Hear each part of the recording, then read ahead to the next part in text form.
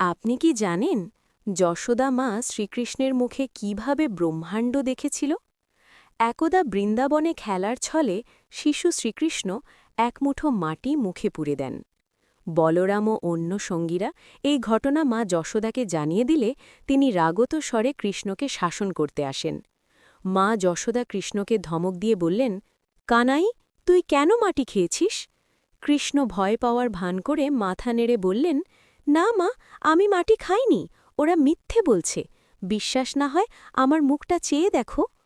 যশোদা যখন কৃষ্ণের মুখটি হাঁ করতে বললেন, তখনই ঘটল সেই অবিশ্বাস্য ঘটনা। কৃষ্ণের ছোট্ট মুখের গহ্বরে যশোদা দেখতে পেলেন অগণিত গ্রহ, নক্ষত্র ও সূর্য, বিশাল পর্বত, মহাসমুদ্র এবং বনরাজি। এমনকি সেই ব্রহ্মাণ্ডের ভেতরে যশোদা নিজেকে এবং বৃন্দাবনকেও দেখতে পেলেন। যশোদা বুঝতে পারলেন তার সন্তান কোনো সাধারণ শিশু নয়, বরং স্বয়ং পরমেশ্বর।